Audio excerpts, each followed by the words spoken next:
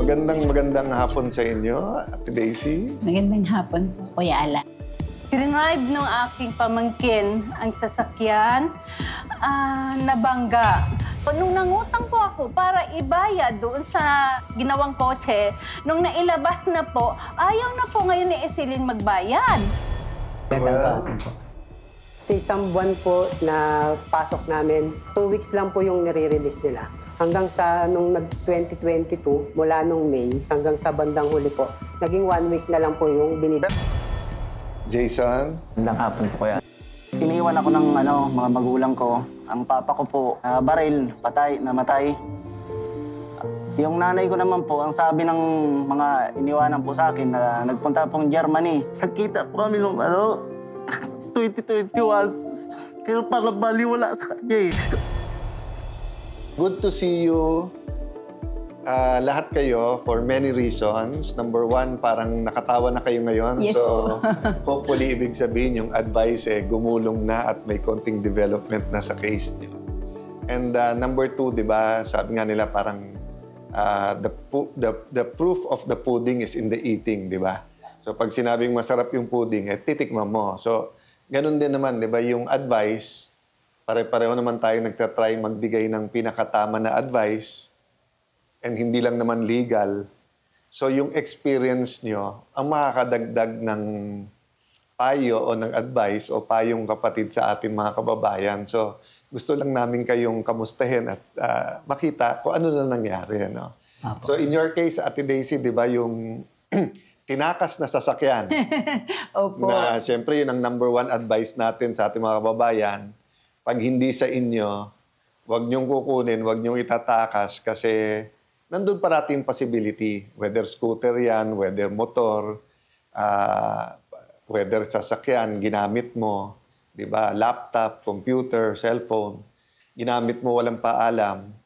Pag na-damage yan, doble yung problema. Yes po. Kasi hindi mo na pinaalam, tapos nagka-problema pa. So sa case mo, Ate Daisy, di ba, na damage yung sasakyan, Opo. tapos medyo malaki ang sinisingil sa'yo ng insurance, no? So, kamusta na? ang sa company po na pinagawan ko po ng sasakyan, mas malaki po yung siningil. And then, yung pamangkin ko po ay talagang ayaw siya magbayad. So, parang dinadaan niya lang sa wala. So, sa tagal-tagal ko naghintay bilang isang kamag-anak, bilang isang tita, naghintay lang po ako na dumating sa bahay ko. Pero hindi po siya dumating hanggang inabot po ng 8 buwan. So, naisipan ko po na lumapit sa inyo noon. Kaya napakalaking bagay po na nagbago sa buhay ko at malaking bagay po na natutunan ko kung ano pala ang tama, anong batas na dapat gagawin. Kahit pala magkamag-anak ka, mayroon pa rin batas na dapat sundin. Pero siyempre may proseso pa rin, no? So, nagharap pa kayo o magharap pa lang kayo sa barangay? Nagharap po kami sa barangay, sa tulong niyo po. And then, nag-usap-usap kami doon. Pero matagal nahirapan si barangay kapitan na mag-ayos sa amin kasi ayaw niya po talaga na magbayad. Pero nung bandang huli, nung nalaman po na mali pala po ang lugar ng aksidente na sa Makati, ang sabi niya sa Taguig. So doon po, nung bandang huli, pumayag na lang po siya na magbayad. Well, salamat din po sa inyong pasensya and first we wish you the best, no? So, anong natutunan mo sa lahat ng ito? Ang natutunan ko po dito po na kung halimbawa na pinakialaman yung gamit mo at saka yung nagkamali sa'yo, dapat hindi mo pabayaan lang. Dapat alamin mo talaga kung bakit. At saka kung anong tama ay dapat mong gawin para matuto din siya at hindi niya gawin sa iba. Napakaganda yon, no? Na kung sa'yo lang, pwede mong tanggapin na, sige, nangyari na. Pero baka gawin pa kasi sa iba, di ba? Ikaw naman, Joel, kamusta? Mabuti na po ako sa ngayon. Kamusta ang motor mo? Yun po, maayos pa din pa naman po. Nakakapaghanap buhay pa rin po hanggang ngayon. And then, balita ko, maganda naman daw ang pakikipag-usap niyo sa agency. Opo, tama po yun. Bali, yun nga po, nung sinamahan po kami ng CIA, ng mga staff nyo, nakipag-usap naman po ng maayos yung aming ahensya. Tapos, sinetel nila kami. Kumbaga, hindi lang po ako yung natulungan nyo. Marami po kaming rider. Kaya, At ikaw din, Joel, hindi lang sarili mo na tulungan mo. opo, Kasi lahat ng kapareho mong kaso, yes po. naasikaso din. Di ba? Tama po. And obviously, balita naman namin sa mga nakipag-usap, talagang dumaan din sa hirap ng konti yung agency, di ba? Opo. So parang hindi naman sa gusto nilang makalamang sa iba. Opo. Talaga lang nahirapan din. Parang sa ngayon, halos lahat na ng kasamaan mo, no? May natira na lang atang 2 o 3 Tatlo na lang po. Oo. Opo. na inaayos yung incentive, no? Oo. Last check na lang po yun. Pero the rest na 15 po kasi kami, yung 12, successful na. Yung 3 na lang po. Pero yung- nasunugan daw kayo. Opo, nasunugan na po kami bago pa po ako lumapit sa inyo. Kumbaga, So nagre-recover ka pa lang opo, noon. nung time na yun, tapos yung nakuha ko pong pera, ginamit ko po para maipagpatayo uli yung bahay namin. Pati ba mga kapitbahay mo na tinamahan din ng sunog? Opo, madami rin po kami. Tapos, nung Sige, paalam mo rin sa amin kung may natira pa sa kanila na medyo hirap or pwedeng magkaroon ng livelihood. Minsan ang ginagawa namin doon, hindi cash. Opo. Pero halimbawa, dating may kalenderya. So, pwede ding lutuan o kaya rep, Apo. di ba? O kaya dating may tindahan. Mga So, tahiyan. konting may tahian, Apo. di ba, na ano. Kasi, di ba, sino pa ba magtutulungan kung hindi pamilya? Tama Sino po. pa ba maasahan mo dapat kung hindi kapitbahay mo rin, di ba? So, pag natulungan yung isa, sa akin talaga ngayon yung sense of community. Di ba? So, katulad nung sinabi mo, Opo.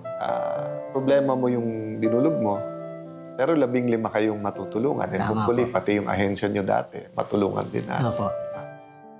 Kaya po, nagpapasalamat po ako sa inyo personally kasi nasettle na po kami.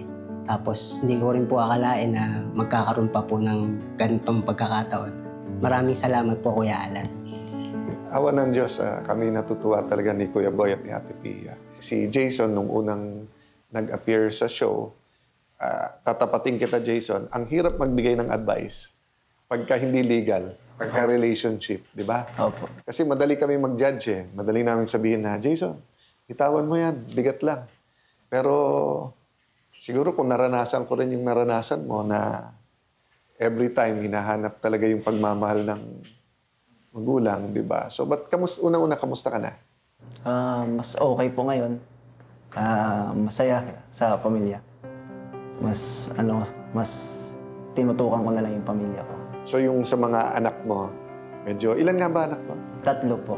So, kamustahin mo naman? Kumusta po sa mga anak ko. Lalo na sa baby ko. Kasi yung una talaga namin nagkita nun, talagang yung impact sa akin, talagang masakit talaga. Sabi ko, nung napayuhan niyo nga ako, Kuya Alan, mas pinili ko na lang magpatawad. Pero minsan pagka binitawan mo, minsan doon dumadating. Kasi sabi ko, nakita ko yung mga anak ko, sabi ko, kung palagi kung maaano lang ako sa ganong sitwasyon, mapapabayaan ko yung mga anak ko. Inayos ko yung buhay ko, trabaho ko, para sa mga anak ko. Kamusta mahanap buhay, Jason? Okay naman po. Trabaho naman po araw-araw. Pero ngayon nakikita ko yung smile mo at saka yung aliwalas ba nung personality mo ngayon? Opo. Nung pakikitungo mo. So, we'd like to thank you. Huwag kayo magsasawa sa CIA with BA. We appreciate lahat ng lessons ninyo and let's keep in touch. Kung may maitutulong pa kami or kayo mismo, may gusto kayong maliit na project doon sa inyong community, sa inyong mga tropa, huwag kayong magdadalawang isip kasi nga, talagang, di natin pwedeng sabihin we honor God. Tapos wala tayong pakialam sa ibang tao. Diba? No. Thank you, Jason. Salamat Thank po, you, Kuya Alan. Joel, Daisy. Salamat po. Cayetano in Action with Boy Abunda would like to thank Siomai King, ang hari ng siomai. JC Organic Barley. Live healthy. Choose good life. And Seimada from La Luna Cafe. Come home to a delicious tradition. We're located at 103 ML Quezon Avenue, Hagonoy, Taguig. 7. Visit at B6, Bonifacio High Street, BGC, Taguig.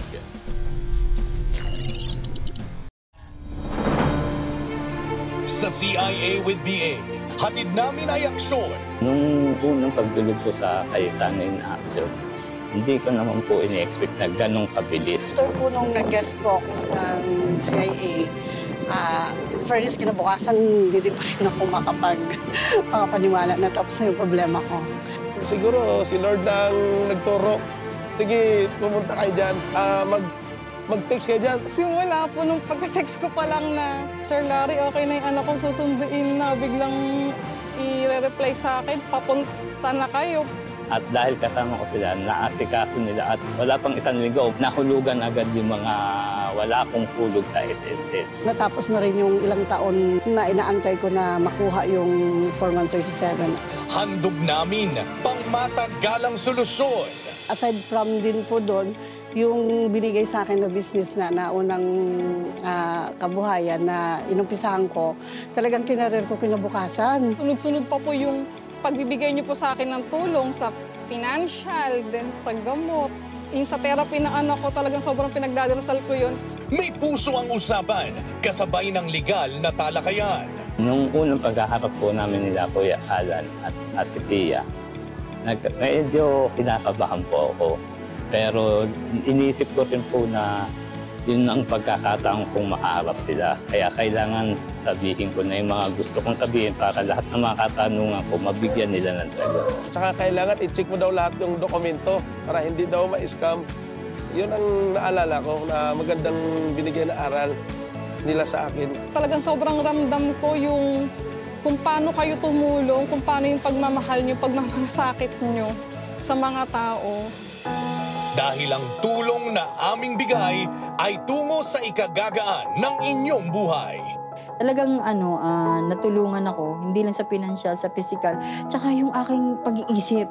Nawala po yung question na malaking question sa akin na iniisip ko baka cancer, yung mga ganun. Malaki din po ang naitulong talaga ng CIA sa akin. Tahimik na po ngayon yung buhay ko. Sabi ko nga, kahit tumanda siguro ako, kahit tumanda yung mga anak ko, nakakabit na yung pangalan ng CIA. Hindi na mawawala yun. Nais kong mag-thank you sa kanilang magkapatid at kay Tito Boy. Maraming salamat po talaga kay Kuya Alan, kay Ate Pia po, kay Tito Boy. Hindi ho talaga ako nagkamali. Napakabuti po nila. Kay Kuya Alan sa kay Ate Pia, sobrang nagpapasalamat ako dahil sa mabubuti niyong puso. Sabi ko dun sa mga anak ko, makapagtapos ka, Jess, kasama yung CIA dyan sa journey mo na yan. Iyan ang serbisyong Cayetano in Action with Boy Abunda. Sana sobrang i-guide po kayo ni Lord. Sobrang i-guide po yung programa nyo na mas marami po kayong matulungan.